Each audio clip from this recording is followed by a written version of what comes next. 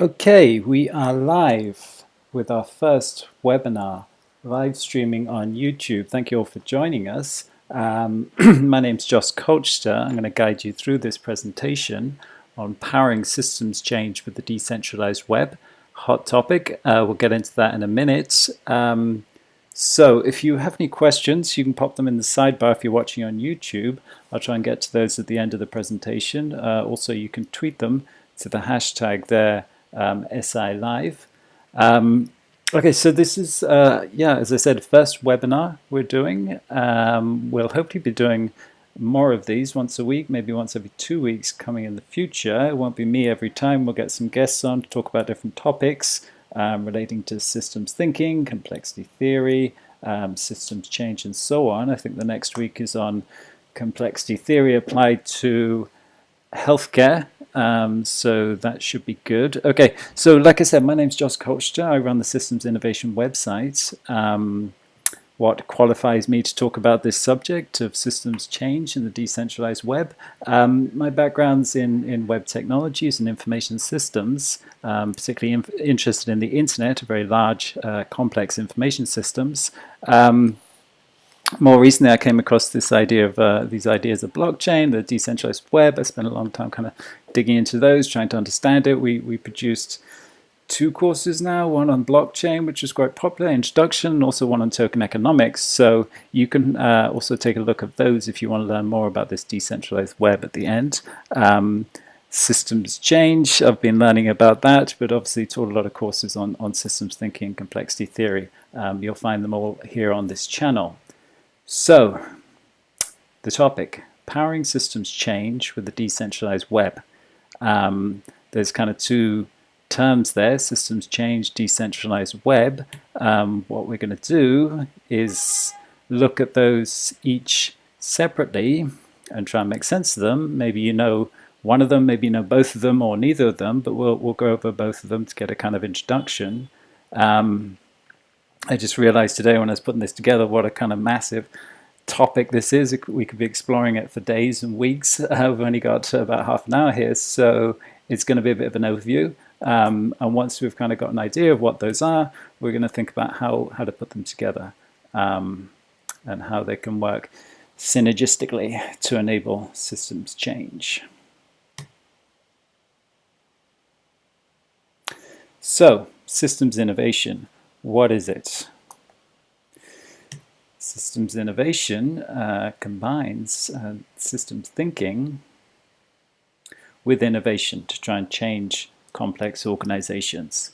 So if you're watching this channel, hopefully you know a bit about systems thinking. It's a holistic way of looking at the world, which means we're always trying to understand something in the context of the whole system or environment within which it forms a part of. And here we're using those ideas. It's a new set of ideas, quite a powerful set of ideas, a new way of looking at the world, should we say, a paradigm shift. And we're applying that to trying to change systems, what we call systems change, and that's changing kind of complex systems, really. It's a new kind of innovation that aims to change the structure of systems rather than any of the parts. So we all know what innovation is. We hear a lot about it, but most of the innovation we see is change in parts. So it's a new electric car, it's a new app or widget or whatever it is. And that's normal old innovation in parts. Here we're talking about systems change, so it's changing the structure of that system rather than any of its parts.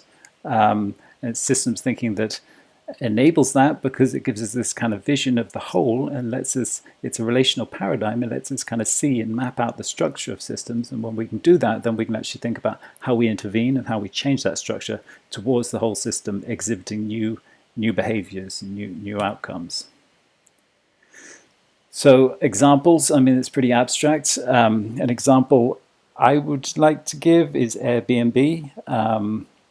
It might be a kind of slightly superficial or trivial example, but it's one we can all kind of relate to. If we think about the way we used to do accommodation or temporary accommodations, the whole hotel industry, it was one of the standard industrial kind of model, centralized, linear, had hotels, and they provided a kind of standardized service, and they made it available for the consumer. Airbnb came along, and they leveraged the power of information technology to create these new kind of two-sided markets where people could exchange resources, in this case accommodation. And that's a nonlinear network model, so they changed the structure of the system. They didn't just make a slightly better hotel or a slightly cheaper hotel or a cleaner one or whatever. They actually changed the structure of that system from a linear model to something that's more non-linear. So that's one example. Another one I like to give is distributed manufacturing. I think this is more of kind of real, getting down to real systems change, but whereas Airbnb kind of exists and we know what it looks like, distributed manufacturing at large scale doesn't exist yet, but if it did, I'd say that would be real systems change, so we know what the traditional model looks like. We centralize everything into a factory, we batch process it, and we push it out to the end user. And that's a linear model. Decentralized manufacturing, distributed manufacturing, like 3D printing, if that was realized at a large scale, that would be a radical transformation for the whole manufacturing and supply chains industries and commerce also. It pushes the resources out to the end user, makes it possible for them to manufacture, to design and manufacture their own products.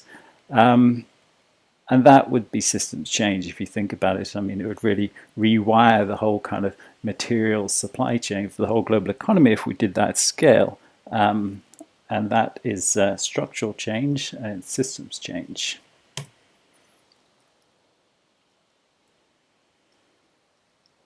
Okay, so why are we interested in systems change? Why are we interested in systems innovation? Particularly, why are we interested at this time? You know, these are very recent terms. And I would say the reason is because of these things we call wicked problems, right? Many of you will know what those are. They're highly complex problems. They have no known solution. They're open-ended. And they're systemic, right? So the problem is actually emerging out of the way the system acts, and the elements in the system act and react to each other's behavior. You can't actually isolate the problem and then go and tackle it in our traditional linear fashion. So we have lots of those. Climate change is one. Actually, sprawling megacities is another one. Pollution, air pollution, as you can see in this picture. Financial instability, cybercrime. The list kind of goes on and on. Escalating inequality, the water crisis. These are all examples of wicked problems that we don't currently have solutions to. And it's because of those wicked problems, we might say, that people are thinking now on a kind of a different level, right? We're starting to appreciate the scope of these problems, and our traditional solutions aren't working so well, and we're starting to think, okay, well, maybe we need to kind of take this to a different level and start thinking about actually changing the whole system. So, I mean, underneath those wicked problems are complex systems. For me, a wicked problem is just a dysfunctionality in a complex system. It's an emergent phenomenon of the way that complex system is acting, or the elements within it are acting and reacting to each other's behavior, and the incentives and structure of that system are creating negative externalities that accumulate on the macro level, and they give us a crisis, and they give us those wicked problems.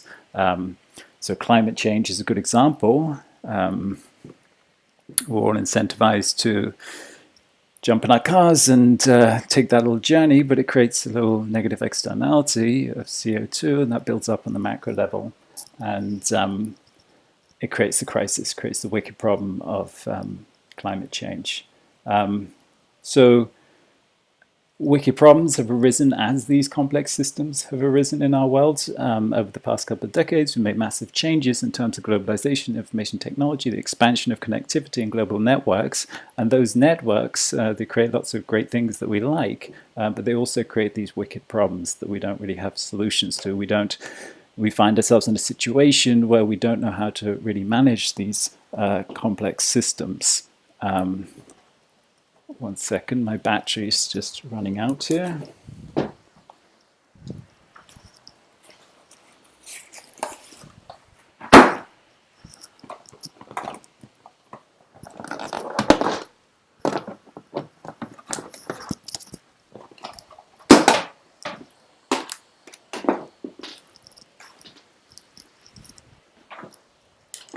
Okay, so sorry about that. This creates what we can call, some people call, the complexity gap. So complexity is kind of proliferated, or the connectivity and complexity has proliferated massively in our world over the past couple of decades. But of course, we still have these kind of traditional institutions that aren't really designed for operating in that kind of environment, and kind of that mismatch between the two creates what we call the complexity gap, or some people call the complexity gap. So we have a sense for what our institutions look like, or are designed like. They're based upon these reductionist kind of linear principles, these simplifying principles that make them inept at dealing with connectivity and the complexity that has evolved. And we find that kind of the boxes that we created with those institutions really aren't fitting the kind of environment we operate in now. We find more and more, because largely to do with the connectivity, we find that more and more of what shapes our world is actually happening in between those boxes or outside those boxes. Globalization is a good example. The nation state, everything seemed to work so well, it used to fit so well in those boxes, and now, of course, it doesn't because of that connectivity. But social networks are a good example also, and it's that kind of mismatch between the two, between those structures, those institutions, and even the kind of conceptual models we're using, mismatch between those and the environment that is creating so much of the kind of problems we have today. So, I mean, an example of that is education. I think it's a good example. I think this picture is very illustrative. So we all know how we do education, what it looks like. It looks a bit like this. But we know also that the skills and what we require from the people who are going through our education, the children who are going through it at the moment, what's required of them in 10 years is something very different from what that system is providing them with or helping them with. It's actually taking them kind of in the opposite direction, really. I mean, we know it's pretty well known that the skills that they'll need will be much more in the space of innovation and creative thinking and so on. But at the same time, the structure of that system kind of perpetuates itself to create kind of the opposite outcomes, right? This picture doesn't look like they're really creating very innovative or creative children. It's kind of doing the opposite, and we can see in that that we're all aware that we need to change, we need this change, but at the same time the system we aren't really able to do that. And that's what systems change is about, trying to make that transition. So it's a paradigm shift. That's kind of part of what makes it so difficult. We're quite good at doing incremental changes, but that's not really what's needed. It needs some kind of whole transformation in the structure, which systems change is about. So this kind of ambitious agenda is now made possible by the combination of new ways of thinking, but also new technological means. This is kind of my premise here. But today we have a powerful new set of technologies with which to build new organizational structures. When we combine these with new ways of looking at the world, we have a much greater capacity to transform whole systems. That's kind of the argument in this, that the space of opportunity, if we go back to that picture of the children in the school there, and we have that sense of needing to change, but we can't, so much of the opportunity to actually do that is now in this combination of new technological means and a new set of ideas. And that hinges a lot around the next generation of information technologies. But I guess the point here is, or the point I'd like to make, is that if you want to have large-scale changes in a system, like say, for example, there in our education system, it's not like you can just go in and change the system. I mean, the whole point, one of the kind of premises of systems change is that we're dealing with these complex adaptive systems, and they're adaptive, they're evolving, they're constantly changing, whether we do anything or not, right? That's just the way they are. They're like living systems, right? They're continuously growing, and they're changing on all different scales and levels, right? From the smallest level all the way up to the macro level. And if you want to do large scale change, it's not about putting billions of dollars into it, or whatever, pumping lots of resources into it. It's actually about understanding the kind of broader changes in the environment and using those to change the system, right? So, we have these big transformations taking place in the world, such as globalization and the rise of information technology. And the question is, all right, how do we leverage those changes to help us in this project of doing systems innovation, systems change? And that's kind of what this presentation is about. How the decentralized web, which you can understand as the next kind of evolution in this stage, in this process called the information revolution, how we can leverage that to guide and shape the evolution of these systems towards kind of overcoming that complexity gap, to changing their structure to make it better aligned with their operating environment, should we say. So, the decentralized web. What is the decentralized web? Maybe some of you have heard of this term. It's probably pretty new to a lot of you. It's really a vision for the next generation internet, or a combination of the next generation of web technologies, blockchain kind of being a part of that, or being the best example of that, but it also combines aspects of big data and analytics and the Internet of Things, which kind of take us into a new technological paradigm that we can call the decentralized web. It's also called Web 3.0, and that's kind of the easiest way to understand it, right? This follows in the historical trajectory of Web 1 and Web 2. If we try and take a look at that, it's probably the easiest way to understand it. So if we go back to the early 1990s, the origins of the web, Tim Berners-Lee invented it, and we call that Web 1.0. It was a set of protocols, HTTP, that enabled a network of computers to exchange information. We could create websites, and we could go and access those websites, and we could share emails via protocols. And that was a revolution. We called it the information superhighway. It was a revolution in information exchange, but it was a pretty static internet, and it was a bit of a broadcast model because very few people create websites. Around the year 2000, the internet evolved into its second generation of web technologies. We call this the read-write web. It was a new set of server-side scripting technologies that enabled us to send information into a server, have it put into the database, and then when we refresh our web page, you can pull it out again, so that end users could write information into that database, and then we get it back out again. And that was a bit of a revolution. It gave us all the web applications that we know today. Google, Facebook, Amazon, and so forth. That's what they're doing.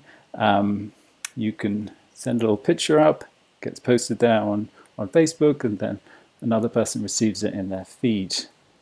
That's Web 2.0, and it's given us all these major platforms that we know. It's also created some problems in terms of the structure of the internet today, right? It's kind of, over the course of the past 10 years, it's evolved from something that was kind of decentralized to a certain extent to today, where it's actually become kind of centralized around these large platforms. Google, Facebook, Apple, Amazon, we know all about them. These guys kind of run a lot of the internet. A lot of that's about the data centers underneath it, and the way it was architected or designed, the client and the server kind of favored us moving towards kind of large centralized data centers, which is what has happened over the past 10 years, and we've ended up kind of where we are at the moment, which creates a lot of problems around security and privacy and control and power and so on. But that's the kind of internet we live with today. The decentralized web is the idea that this next generation of web technologies enables us to actually kind of move back towards a decentralized model. So decentralization is the big term. We're very used to doing things in a centralized fashion, and kind of all the innovation that's now happening with blockchain, for example, it kind of hinges around this idea of decentralization. It's a very fundamental transformation in the kind of design pattern in how we're building systems, in how we can do all kinds of everything, as you'll see here. So it's decentralization in terms of the computing network, for sure. We know about Bitcoin, we know about blockchain. It enables a network of computers to collaborate on maintaining a shared computing environment. They're incentivized to do that. So that helps us get away from the data centers, centralized data centers. It enables, computers around the planet, could be your computer or mine or a mobile phone or any of these computers, to work together towards maintaining a computing environment, so that we aren't dependent upon data centers.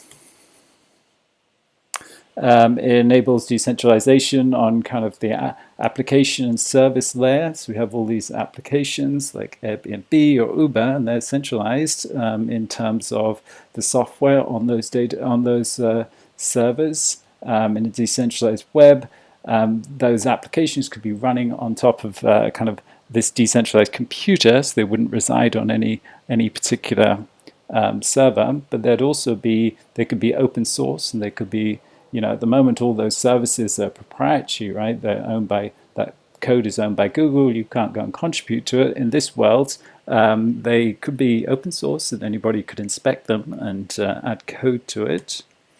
It also enables new forms of economic models, token economies, which are they're a bit similar to the ones we know today in terms of Uber and Airbnb, right? We're exchanging resources between us, but it's not dependent on that centralized entity in terms of the financial system or that centralized organization that's doing it for profit. We can actually start to exchange value peer-to-peer and create little economies around car sharing or house sharing or whatever it is. And we do that through token economics, and it creates a decentralized model.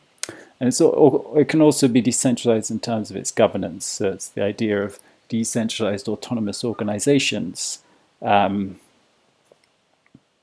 Organizations like, well, any kind of organization could be decentralized, so that the governance is actually being made by the people who own that system and who operate it, or who not just own it, but the actual users of the system, right? So the users of Airbnb or the users of Uber could get a choice in how that system is being managed, because it's decentralized.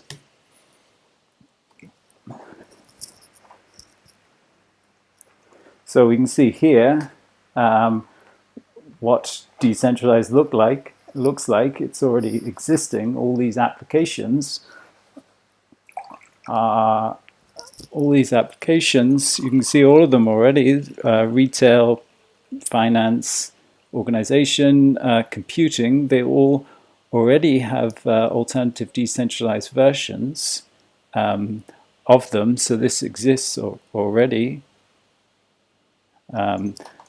Applications like Facebook, like WhatsApp, cloud computing, there are decentralized versions of all of these. And that's third generation internet. But it's not really about the technology. This is a quote from Primavera de Filipe. It's not about the technology. Some people call this kind of an institutional technology, in the sense that it enables us to design new kinds of organizations, new kinds of institutions. So she sums it up quite well. Today, the blockchain is marking the beginning of a new digital revolution whose focus is not just human coordination, but rather human interaction and cooperation. What the internet has done to achieve global interpersonal communication, the blockchain could do today to achieve global and systematic collaboration.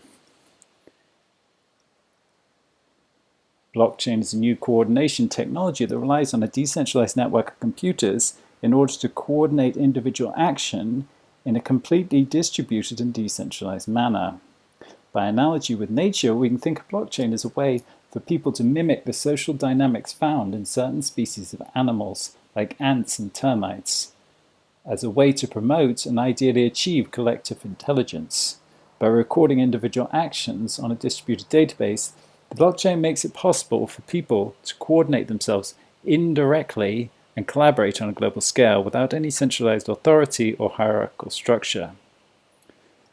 So that gives you kind of an idea. Maybe you're familiar with all this stuff already, but it gives you an idea of what's possible now. I'd have to kind of go into a long explanation of the technology and so forth to really flesh all that out, but I think it gives you an idea of what we can do with decentralized technologies. We can start to incentivize people. We can start to create new forms of organization that are based on peer-to-peer interaction between their members. Peer-to-peer exchanges of value are what really kind of coordinate the system in the way that when you take a ride in Uber or you buy something on Airbnb and you rate them, that's a peer-to-peer feedback system that is actually a way of managing and coordinating the system, right? Actually, when you do that, when you rate someone on Airbnb, you're actually signaling to others, it's called stigmergy, you're signaling to others that this is a good person, you should do business with them or should go and stay with them.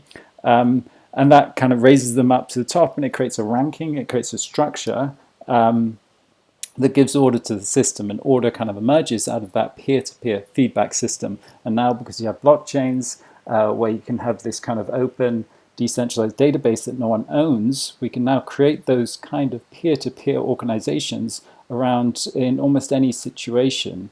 And no one owns that database. There's no one in the center doing the coordination. So that's what's possible. And the question is, I mean, I could talk all day about the decentralized web. That's just a very quick overview.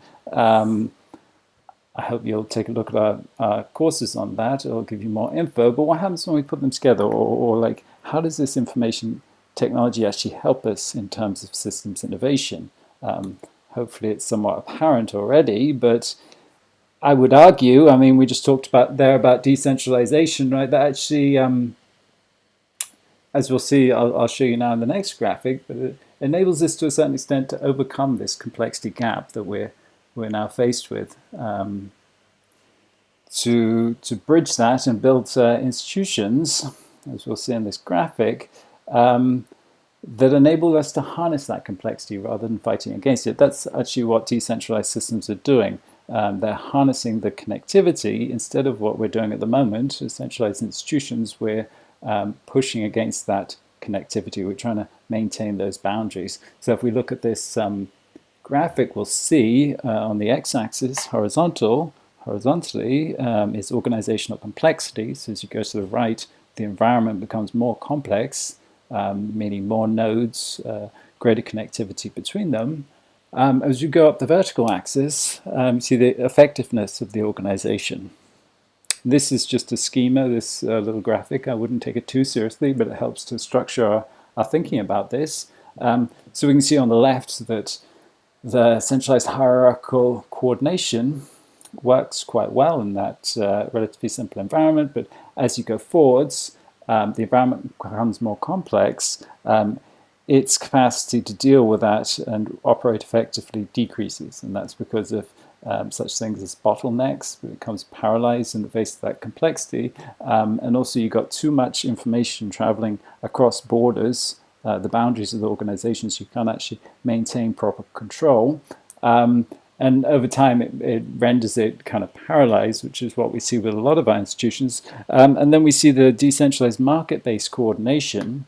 On the left, it starts off very ineffective. It's actually difficult to get networks going in the beginning. You need to move to the right where you have enough nodes and you have enough connectivity, right? And that's kind of what's just changed. We now have the connectivity. So I'd argue we're kind of maybe somewhere at this point. We've just kind of crossed that threshold between the, go back maybe just 30, 40 years ago, and those centralized organizations were working kind of okay.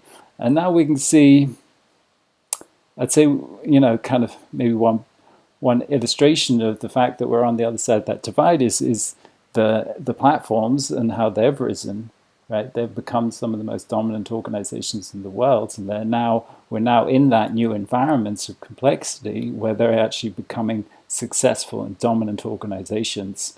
And that's just a quick schema to help our thinking around it. But to bring this down to earth a little bit, I might take an example. How do we actually use the decentralized web? How do we use token economics to do innovation, to do systems level innovation? Here we're going to take the example of healthcare. So it's going back to that same idea. How do we move from centralized to decentralized? That's kind of the key structural transformation, right? If we look at healthcare systems, a lot of them are overloaded and they're underfunded, not so much underfunded as they've become extremely expensive, right? If we just look at the figures in the US, but it's going to be the same in China. And that's a lot to do with centralization, right? We're dependent upon this centralized entity, the national health system, to take care of our health and provide all those services. So we all go there to get that service, and it becomes a bit overloaded. How do we move that to a decentralized model? A lot of that's about incentives, and it's where the token economics comes in.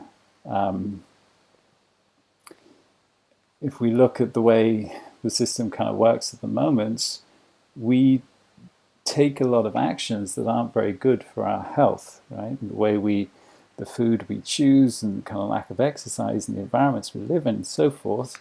And then we have to go to those organizations, and they help us kind of mop up the problems with that, and it's very, very expensive, right? Taxpayers pay a lot of money to look after the nation's health. So in an alternative world, we could use token economics to incentivize people to make the right choices, like this lady in the supermarket. She's there, at the moment she's there on the shopping shelf, or we are, and there's really one kind of monetary system, one kind of set of incentives going there, or dominant there, which is the kind of market money system, right? She's looking at the price, is that more expensive than that? And she's choosing one, and often that's the least healthy one. But that health, how healthy those products are, isn't really accounted for at the moment, right? And that's why she makes that choice, and that's why we end up, in the hospital, because we're making these choices that aren't very good for us, little negative externalities. But what we could do is actually create a parallel economy there, which is accounting for the healthiness of those products, and not just those products, but it could be every aspect of our lives. The exercise that we take, and how we build our built environments. We build motorways, or do we build walkways? Do we build parks with a healthy air, or do we pollute the air, and so forth? All of those could be accounted for. This is in the world of blockchain and big data. We have that data, we have those decentralized computing systems to register it on, and the token economies, you can tokenize the value of those things.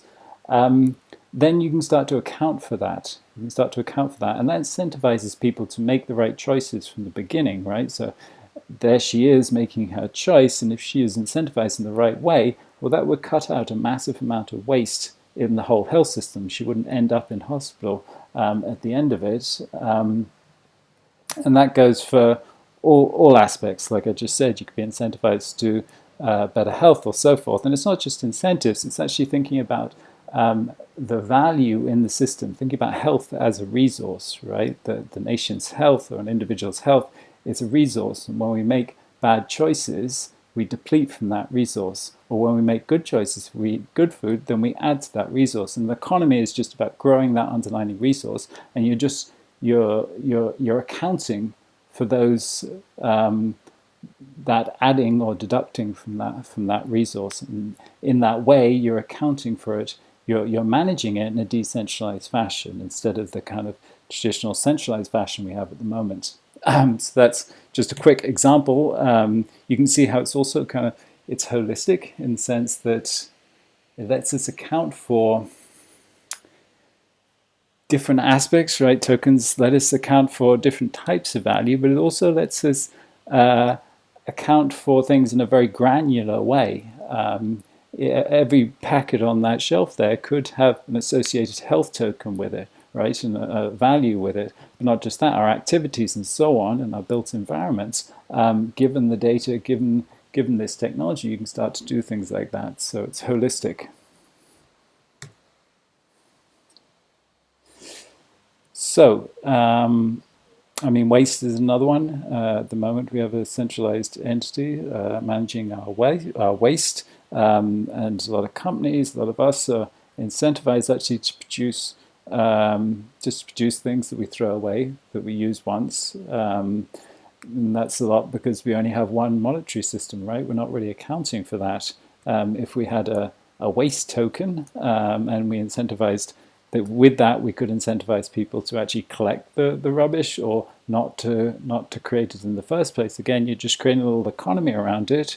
You're saying, everyone who creates stuff that's a pollutant, a plastic bag, a company's producing plastic bags, or when I throw rubbish on the street or whatever, that's deducting from the waste, from the value, because someone's got to clean all that up. And anyone who adds to that in terms of picking it up is adding value, and they get value, and you're just creating a little economy around it, and it's self-sustaining. You're incentivizing people to take the right actions to add the value, which creates a cleaner environment, and you're de-incentivizing people to take the wrong actions to pollute that environment. And that's a way of managing that system in a decentralized fashion using tokens. So we can see it's a way of enabling us to move from the kind of organizations we know, the closed, hierarchical, centralized, formal, capital intensive, linear ones we know, and shift to a model that's a kind of platform model that's open, networked, distributed, informal, capital light, it's peer-to-peer, and it's based around, I mean, the first one's based around fixed rules. This one's, the decentralized one's actually based around the direct exchange of value between peers. And that changes the structure of the system. It makes it possible, as we saw in that graphic, to kind of bridge that complexity gap and to move into much more complex environments and provide the appropriate structure for that. And that's systems change, I would argue, or a best example of it is getting at the kind of structure of those systems, right? It's not just kind of, a little bit dealing with the issues on a superficial level. Okay, if you have any questions, like I said, you can put them into the question bar. Let me see. Well, lots of people chatting here. Let me see.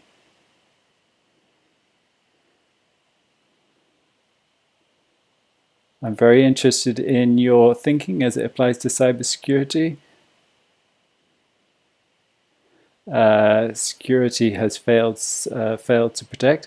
Yeah, I think that's Jacques Francieux. I think that's a good question. Due to the limitations of humans and high complexity and the worded language of security.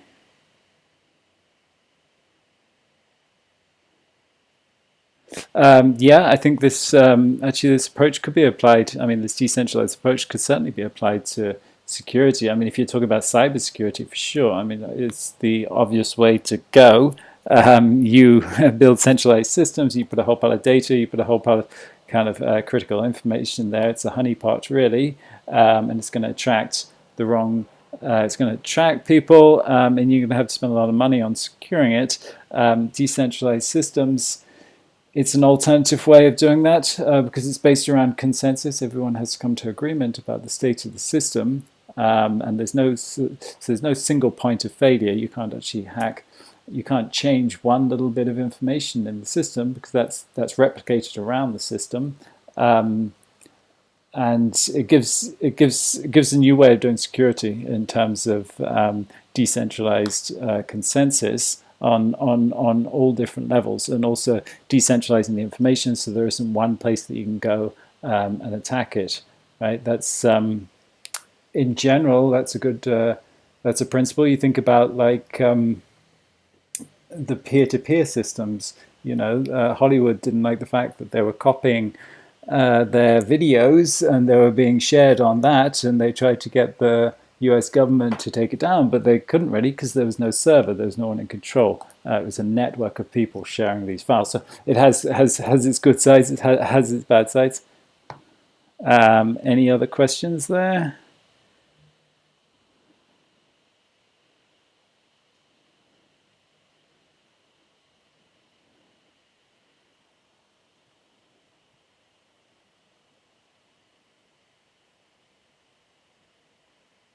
How does a decentralized structure necessarily entail the ability to handle more complex situations? Decentralized systems can harness more resources if they're able to coordinate effectively. So a centralized system has inherent limitations in that you're sending everything into the center, and you have a few people in the center that are doing the coordination and pushing that back out to the edges. And that has limitations in terms of the diversity that you have in the center, the information processing capacity that you have in the center, and the resources that you have in the center. Right? The hospital is a good example. They only have so much resources there. Decentralized systems can harness more resources because they're decentralized, right? So, to go back to an example of computing, Bitcoin managed to create the biggest computing environment, biggest computing network in the world. I think it is today too, much bigger than Google and so forth. How did they do that? They just managed to create a protocol that harnesses the resources of the end users in a decentralized fashion. All that resources were lying around out there, no one was using it. Google were just making more data centers, and they managed to tap into that and harness it. And that's how a decentralized organization, that doesn't have to be computing resources, it can be anything, it can be the intelligence of those people and so forth. They tapped into that, and that gives them much greater capacity in the same way that Airbnb can do much more than a hotel, or Uber can do much more than a taxi company. It's the structure that changes, and that structure gives it more resources. Maybe that's computing, maybe it's intelligence or whatever, but it makes it capable of operating in a larger, more complex environment. Okay, let's leave it at that for a moment. Great discussion, and we'll get another chance to do this in a week or so. Thanks for joining.